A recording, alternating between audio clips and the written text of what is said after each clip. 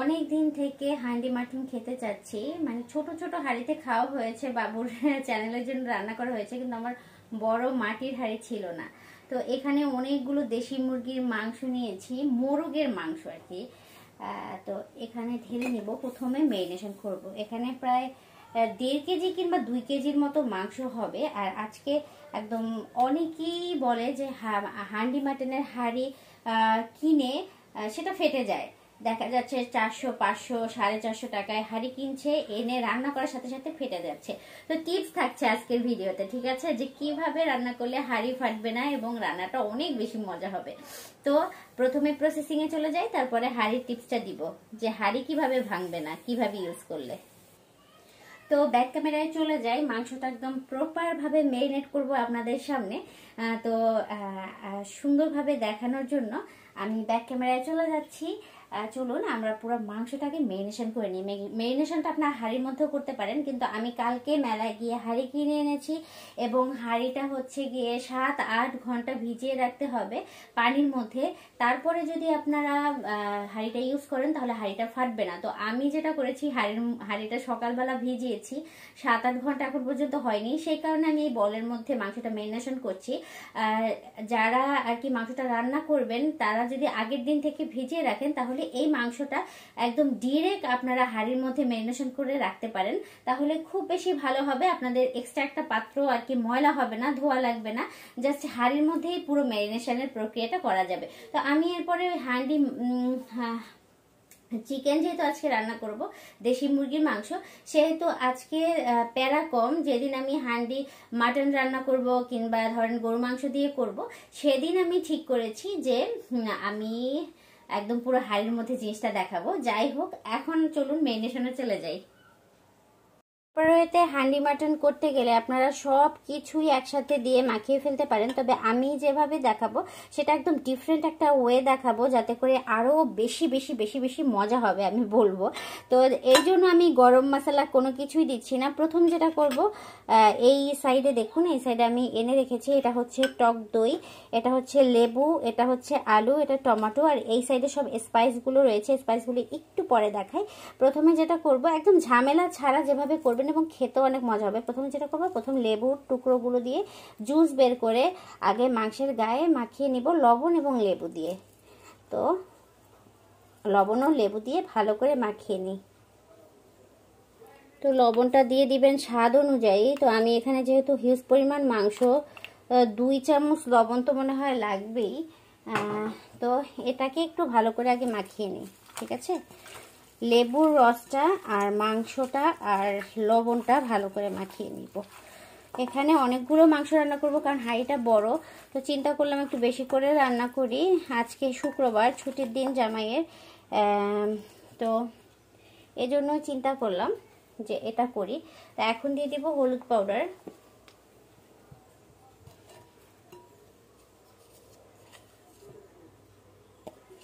অনেকেই বলেন যে আমার হলুদ মরিচের কোটাগুলো ডেকোরেশন করে রাখি, এটা কিভাবে ওয়াশ করি, এটা নিয়ে শীঘ্রই ভিডিও দেখাবো।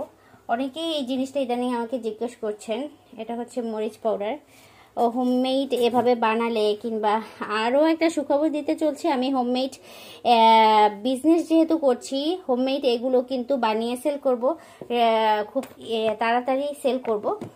তো আপনারা যারা বানাতে পারেন না কিংবা বাসায় তৈরি করতে একটু ফিল করেন, লেজি ফিল করেন, তাদের জন্য সুখবর হচ্ছে আমি এটা কিন্তু খুব রিসেন্টলি আমার রূপকথার রাজ্য পেজে মশলার কৌটা ডেকোরেশন করে সেল করব। যারা নিতে চাইবেন তারা নিতে পারেন।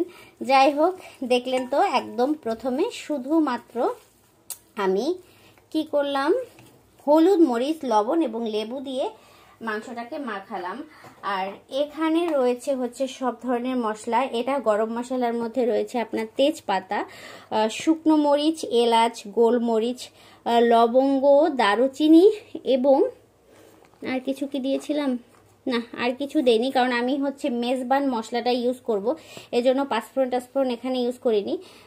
আর হচ্ছে এখানে হচ্ছে শুকনো মরিচ আর আদার পেস্ট, শুকনো মরিচটা বেটে আদার মধ্যে দিয়েছি এবং আমি পুরো পেস্টটাই এখানে দিয়ে দিব। আর এখানে হচ্ছে রসুন পেস্ট দিয়ে দিব, এটা হচ্ছে রসুন পেস্ট। আর এখানে এই যে গোটা করা পেঁয়াজ সবগুলো দিয়ে দিব, বেশি করে দিয়ে দিব। তার মধ্যে প্রচুর পেঁয়াজ ইউজ করে, প্রচুর পেঁয়াজ ইউজ করে এই মাংসটার মধ্যে।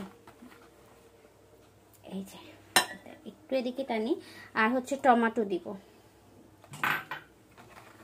যেহেতু দেশি মুরগির মাংস, ব্রয়লার মুরগির মাংস রান্না করলে যেটা আপনারা করবেন, এই যে টমেটোগুলো কিংবা এই যে পেঁয়াজের মশলাটা, এটা একটু হালকা আপনারা ভালো করে কষিয়ে তারপর একটু ব্যালেন্স করে নিতে পারেন। যেহেতু আমার দেশি মুরগির মাংস প্রচুর সময় লাগবে হতে, এতগুলো মাংস প্রচুর সময় লাগবে, তো সেহেতু এই যে টমেটো পেঁয়াজ কিংবা যে কোনো মশলা তার মধ্যে খুব ভালোভাবে সিদ্ধ হয়ে যাবে।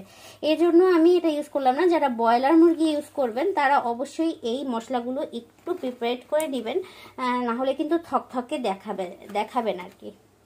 যাই হোক, এই যে খুব সুন্দর করে আমার মেরিনেশন পর্ব শেষ। আমি কিন্তু এই মেরিনেশন পর্বের মধ্যে একটা জিনিস দিতে ভুলে গিয়েছি, সেটা হচ্ছে টক দই।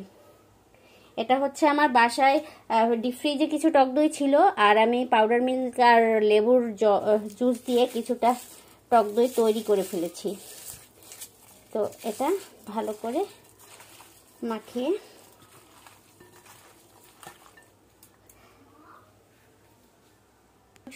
হ্যাঁ, এখন জাস্ট এটা ঢেকে দিব।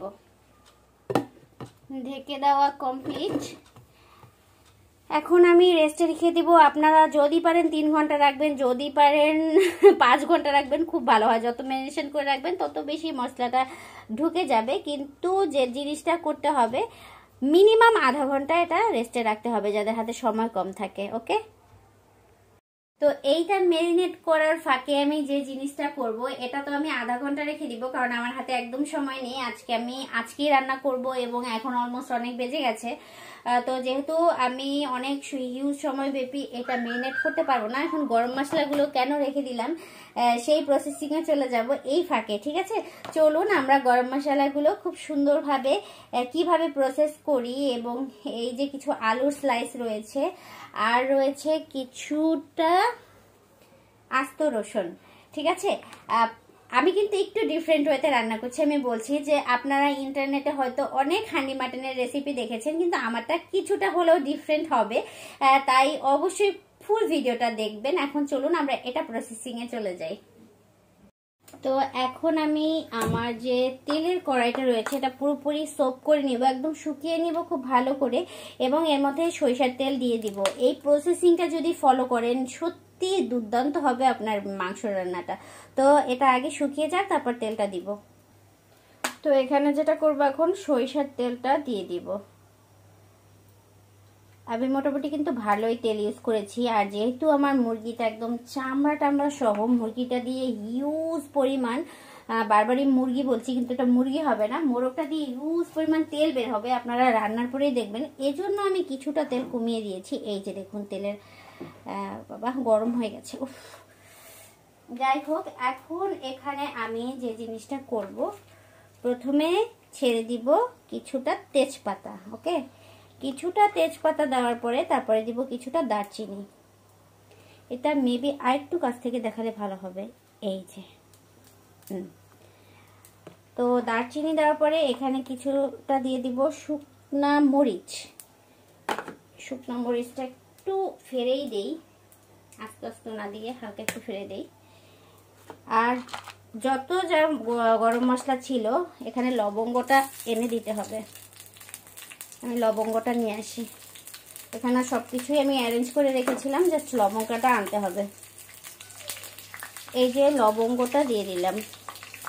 আর একটা কথা বলি, লবঙ্গ কিংবা গোলমরিচ এই দুইটা জিনিস বাচ্চা যাদের বাসায় থাকে কিংবা বয়স্ক মানুষ যাদের বাসায় থাকে তারা একটু কম কম ইউজ করবেন। আমিও একটু কম কম ইউজ করি, কারণ এই দুইটা জিনিসে কিন্তু একটা কেমন জানি ঝাল ছড়ায়, চুল ঝালের মতো। যে ঝালটা আসলে বয়স্ক মানুষ কিংবা ওটাকে কি বলে, বয়স্ক মানুষ কিংবা ধরেন ছোট বাচ্চারা সহ্য করতে পারে না যে ঝালটা। তো এই রান্নাটা আসলে স্পাইস বেশি হয়, অনেক বেশি গরম মশলাটা অনেক বেশি ইউজ হয়, হ্যাঁ, আর অনেক ঝালটাও ইউজ হয় অনেক বেশি, যার কারণে এগুলো দেওয়া। তো এভাবে করে আমি কিছুক্ষণ নেড়ে চেড়ে একদম গোল্ডেন গোল্ডেন কালারের তেলটা যখন হয়ে যাবে, এমনিতেই সরিষার তেলটা গোল্ডেন কালারের, মানে মোট কথা ফ্লেভারটা যখন বের হবে, পুরো টোটাল গরম মশলাটার ফ্লেভার যখন বের হবে, তখন যেটা করব দেখাচ্ছি, দাঁড়ান। আগে এটা সুন্দর করে আমি মেল্ট করে নিই। অলমোস্ট সুন্দর একটা ঘ্রাণ ছোটা শুরু করেছে। এখন আমি দিয়ে দিব আলুগুলো। আলুগুলো আমি জাস্ট একটু নেড়ে চেড়ে ভেজে নেব, একটু নেড়ে চেড়ে হালকা। এটা সিদ্ধ করার কোনো প্রয়োজনই নেই, এটা জাস্ট একটু আলুটার যদি একটু ভেজে নেন তাহলে এত সুন্দর একটা অ্যারোমা দেয়, কিংবা এত সুন্দর একটা ফ্লেভার আসে। তো এটার মধ্যে জাস্ট এই আলুটা একটু হালকা ভেজে নিব, এবং যেটা করব হালকা একদম একদম নর্মালি হালকা একটু ভেজে নেব। ধরেন 5 মিনিট 10 মিনিটও না। আলু ভাজার যে একটা ফ্লেভার সেটা কিন্তু অসাধারণ। তো পেঁয়াজটাও ভেজে দিতে পারেন আপনারা, যেহেতু আমি অ্যাট লাস্ট একটু পেঁয়াজের ব্রেসটা ইউজ করব, সেটা একদম অ্যাট লাস্টে দেখাবো। আমার ভিডিওটা আজকে আপনাদের ফুল দেখতে হবে, না হলে আসলে আপনারা এটা টেস্ট নিতেই পারবেন না, বুঝতেই পারবেন না যে এটা এতটা টেস্টি করে তৈরি করব। একদম লাস্টেও কিছু টিপস আছে। তো যাই হোক, এটা কিন্তু আমার অলমোস্ট 5 মিনিট ভাজা হয়ে গেছে। যখন আলুটা 5 মিনিট ভাজা হয়ে গেছে, তখন আমি দিয়ে দিব এই যে গোটা রসুনগুলো। এগুলো একদমই জাস্ট একটু নাড়বো, এটা সিদ্ধ হয়ে গেলেই এটা ছুটে যাবে, এটা কোনোভাবেই সিদ্ধ করা যাবে না। এটা জাস্ট এরকম আলগা করে এটার ভিতরে দিয়ে দিব, কারণ রসুন দিয়েও কিন্তু সুন্দর একটা ফ্লেভার বের হয়, নাড়াচাড়া করা যাবে না। এখন জাস্ট এই জিনিসটা বন্ধ করে দেবো, এবং 5 মিনিটের জন্য আমি এটা ঢেকে রাখবো। আমার ঢাকনাটা কোথায়, এই যে ঢেকে রাখলাম এবং এটা বন্ধ করে দিলাম। জাস্ট ঘ্রাণটা ছড়ানোর ব্যাপার, মানে ঘ্রাণটা যাতে এদিক সেদিক না ছড়িয়ে যায়। 5 মিনিটের জন্য জাস্ট এরকম ঢেকে রেখে দিব। তারপর যেটা করবো, একটু সাথে থাকুন, হ্যাঁ, দেখতে থাকুন যে কি করি। মাংসটা আমি ম্যারিনেশন করে রেখে গিয়েছিলাম, তাতে এখন আমি কিছু ইনগ্রেডিয়েন্টস দিয়ে দিব। সেটা হচ্ছে টমেটো সস, একদম অল্প দিব, কারণ যেহেতু আমি এক্সট্রা টমেটো ইউজ করেছি। একদম ধরেন 1 চামচের মতন ইউজ করব। তারপর দিয়ে দিব কিছুটা বারবিকিউ সস, অথেন্টিক একটা স্বাদ আসবে। যারা এই যে আমাকে অনেকে বলে আপু আপনি একটু ফুড বিজনেস দেন। আসলে আমি একটা মানুষ, কত বিজনেস দিব বলুন, কিন্তু আপনারা ফলো করতে পারেন। কিন্তু এখানে বারবিকিউ সসও দিয়ে দিব 1 চামচের মতন, 1 চা চামচের মতন। এবং এটা হচ্ছে একটা, ধরেন কেউই হান্ডি মাটনে এই জিনিসটা ইউজ করে দেখেননি, কিন্তু আমি রিকমেন্ড করব এটা একটু ইউজ করে দেখবেন। এটা হচ্ছে রাঁধুনি মেজবানি মাংসের মশলা, গরুর মাংসের মশলা, যেটা আমি মেজবানি খেয়েছিলাম কিছুদিন আগে, তখন কিনেছিলাম। তো ওই মশলার কিছুটা মশলা আমি রেখে দিয়েছিলাম, ওই মশলাটা আমি এখন এটার মধ্যে দিয়ে দিলাম। এবং অ্যাট লাস্ট আমি যে জিনিসটা ইউজ করব, তো অলমোস্ট দেখুন, এই হচ্ছে সেই সরিষার তেলের মিশ্রণ, যেটা আমি একদম ভিন্ন ওয়েতে এই মাংসের মধ্যে দিয়ে দিলাম। এতটা গরম আমি ধরে রাখতে পারতেছি না, এই লোহার কড়াইগুলো প্রচুর গরম হয়ে ওঠে, এই যে দেখুন। এবং এখন এই যে গরম মশলা এবং সরিষার তেল আর ইসের মিশ্রণটা আমি জাস্ট আলতো করে মিশিয়ে দিব। আগেই বলেছি রসুনটা নিয়ে বেশি নাড়াচাড়া করা যাবে না, রসুনটা নিয়ে বেশি নাড়াচাড়া করলেই যে জিনিসটা হবে, রসুনটা আস্ত আর বের হবে না। এই যে দেখুন কত সুন্দর করে আলতো আলতো করে এটা মাখিয়ে দিচ্ছি।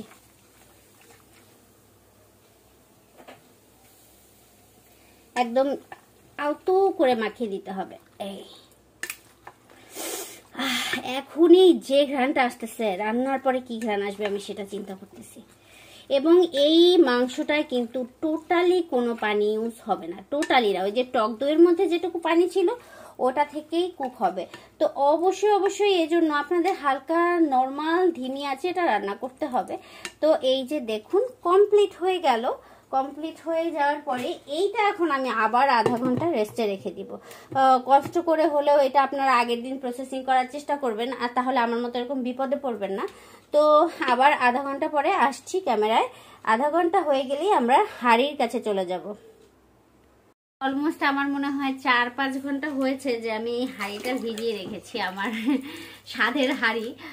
তো 7-8 ঘন্টা ভিজালে সব থেকে বেশি ভালো হয়। এই যে আমার স্বাদের হাঁড়ি, এই হাঁড়িটা যদিও বলেছে যেটা কিছুই করা লাগবে না, এটা একদম কালো ভালোভাবে প্রসেসিং করা হাঁড়ি, রান্নার জন্যই প্রসেসিং করা। কালকে মেলা দিয়ে কিনে এনেছি, জব্বারের বড়ি খেলায় যে মেলা হয় না, সেখানে আমরা গিয়েছি।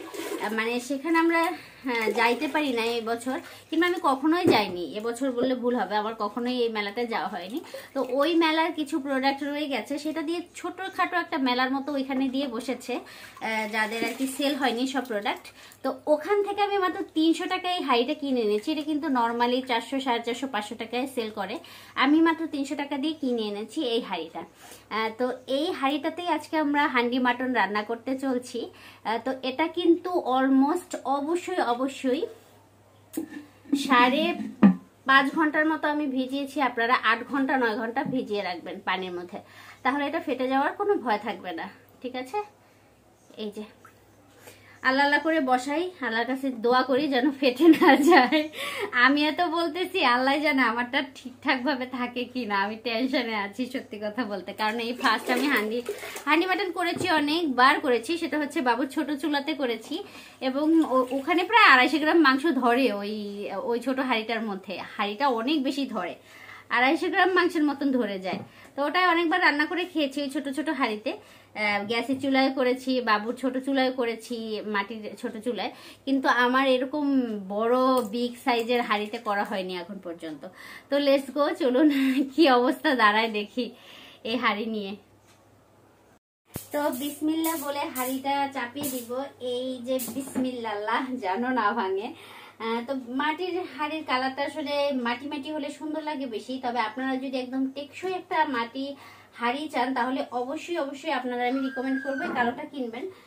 এটাও সত্যি কথা বলতে বিক্রির সময় আমাকে এরকম কি একটা হাম্বল দিস্তা দিয়ে এরকম বাড়ি মেরেও দেখিয়েছে যে বাড়ি দিলেই ফেটে যায় হাঁড়িগুলো। তো এইটার মধ্যে এখন ওই যে প্রসেসিং করা মাংসটা এনে পুরোটা ঢেলে দিব, এবং আমি এখান থেকে ময়দা দিয়ে একটু ঢেকে দিব।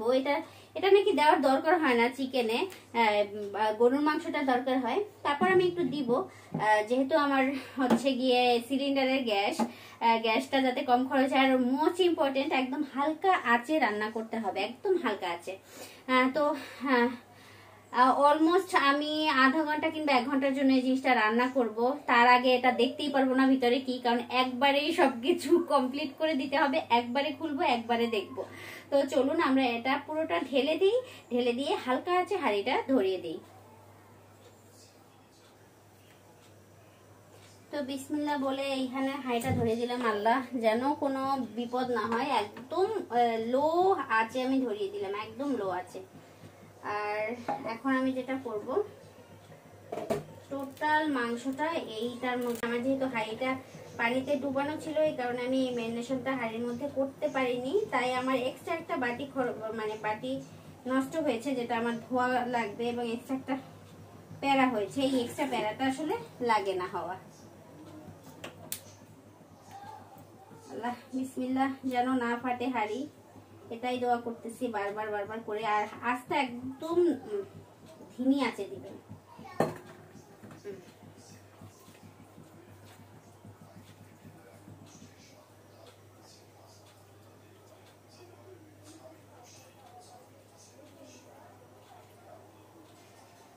তো হাঁড়ির ভিতরটা একটু দেখিয়ে দিই, তাই না?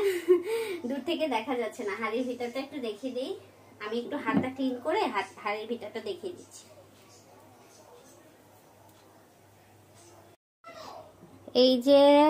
এই যে মোটামুটি আমার হাঁড়ির চেহারা এখন একদম এরকম ঢেকে দিব, এবং এমন ভাবে ঢাকনাটা দেওয়া আমার মনে হয় না যেখানে ময়দা দেওয়ার কোনো প্রয়োজন আছে। আমি ময়দা আসলে ইউজ করব না, ঠিক করেছি। আমার মনে হচ্ছে না এখান থেকে কোনো ভাব বের হবে, একদম সিল করা পাতিলটা, একদম সিল করা। আল্লাহ আল্লাহ করে আমি মনে করি ওই যে চুলা রাসটা দেখুন, একদম লো আছে আমি দিয়ে রেখেছি। এখন আস্তে আস্তে হতে থাকুক, আমি গোসলে যাই, গোসল টোসল করে এসে দেখব কি অবস্থা হয়। আজকে আমার গ্যাসের চুলার 12টা বাজবে, কিন্তু করার কিছু নেই, মজা খেতে হলে একটু সাজা খেতে হয়, একটু খরচও করতে হয়। তো চলুন লেটস গো। 1 ঘন্টা পরে আসছি কিংবা আধা ঘন্টা পরে আসছি, দেখব কি অবস্থা। আমি এটা আর সিল গেলে দিলাম না, কারণ টোটালি কোনো ফাঁকা আমি দেখতেছি না, একদম অনেক ভারী ঢাকনাটা, টোটালি কোনো ভাব বের হচ্ছে না মনে হচ্ছে। তো চলুন গোসল করার পরে আসি, 1 ঘন্টা পরে কিংবা আধা ঘন্টা পরে আসি। আমি ভাবছিলাম ভাব বের হবে না, কিন্তু দেখতেছি এরকম করে ভাব বের হয়ে যাচ্ছে চারপাশ থেকে, একটু একটু করে, ওই যে একটু একটু করে ভিজে যাচ্ছে কালো হাঁড়িটা। তো এই জন্য এখন আমি ঠিক করলাম যে ময়দা দিয়ে এটাকে বাউন্ড করে দিতেই হবে। আটা ময়দা যা থাকে এটা দিয়ে বাউন্ড করে দেবো, যাতে একটু ভাব না বের হয়।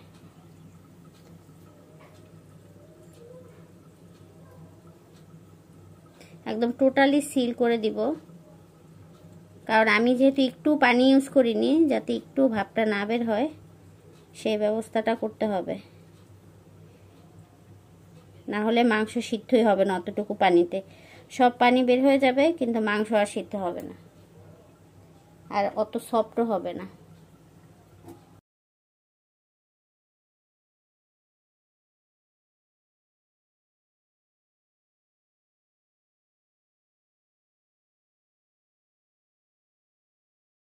অবস্থা পুরো প্রেসার কুকারের মতো, যেখান থেকে যে একটু ফাঁক ফোকর পাচ্ছে সেখান থেকেই বাষ্প বের হচ্ছে।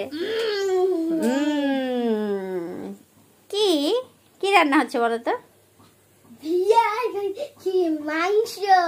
বিরিয়ানি মাংস? বিরিয়ানি মাংস না, শুধু মাংস রান্না হচ্ছে, হান্ডি চিকেন। কিন্তু মনে হয় এটা তো এটা কি কি কি তুমি ছোট হাঁড়িতে কতবার করছো বলো তো এই হান্ডি চিকেন? এটা তো হাই মতো লাগে, ওটা আমি টিভিতে দেখেছিলাম ওই হাইটা। তাই? আমরা কালকে মেলায় গেছিলাম রাত্রেবেলা, বৃষ্টি হয়েছিল, আমরা বৃষ্টিতে ভিজেছিলাম, তুমি আমি আর বাবা। তোমার কেমন লেগেছিল বৃষ্টিতে ভিজতে? ভালো লাগে তো, অনেক ঠান্ডা, আমার ভালো লাগে না ঠান্ডা। তাই? হ্যাঁ দেখো ওই হাইটা অনেক ভালো। তাই? হাইটা তো কালো, তো এই জন্য। কালো জিনিস ভালোই হয় তাই না? আর নীল জিনিস তো পচাই হয়। হ্যাঁ দেখছো, দেখো ওই এই হাইটা খুশখুশ করে, ফুসফুস করে, এই যে এই যে বাষ্প বের হচ্ছে হাড়ি থেকে, দেখো এই সাইড থেকে বাষ্প বের হতে যাচ্ছে। এই দেখো এগুলো তো মনে হয় হাইটা আগুন হয়ে গেছে, অনেক বেরিয়ে গেছে।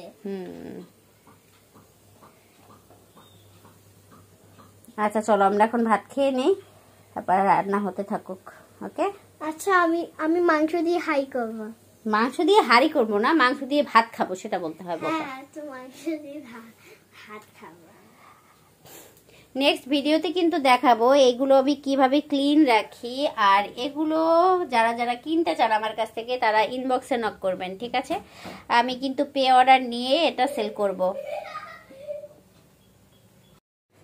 পেস্তা রেডি, ধনিয়া পাতা কাঁচামরিচ রেডি, এখন শুধু মিষ্টি বক্স খোলার পালা, এটা খুলতে হবে এখন।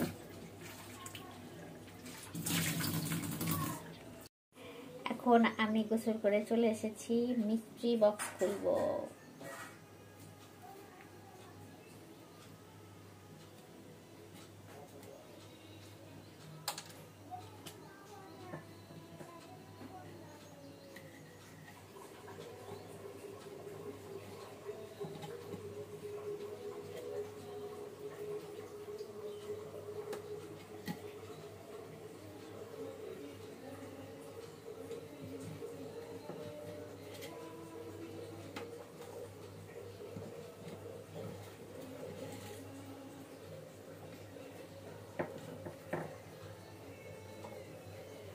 ফাইনাল লুকটা ব্যাক ক্যামেরায় দেখাই, ঠিক আছে?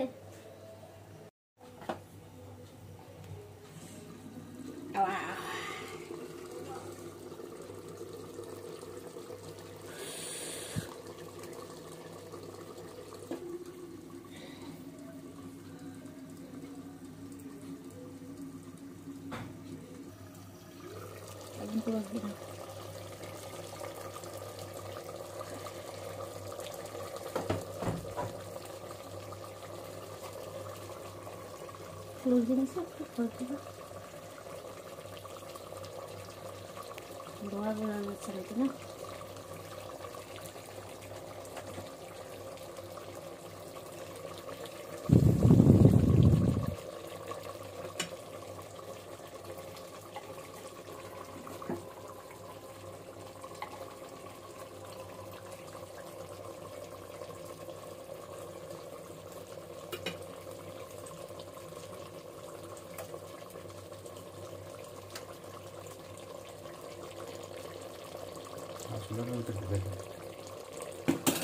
না, এটা বোঝা যাচ্ছে।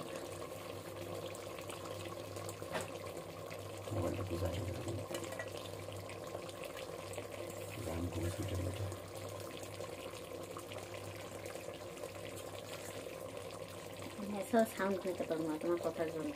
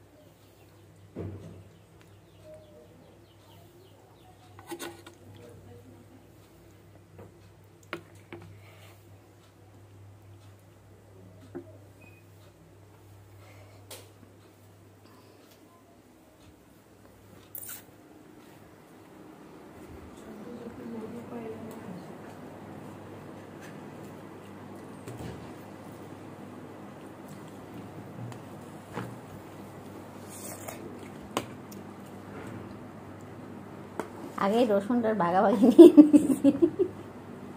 নিয়ে মনে তোমার অর্ধেক।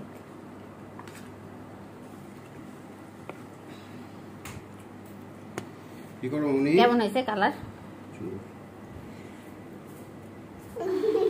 কি করছো?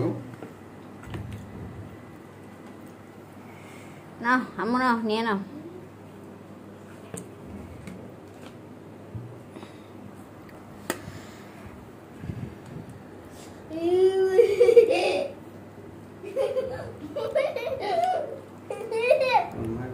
ক্যামেরাম্যান দরকার।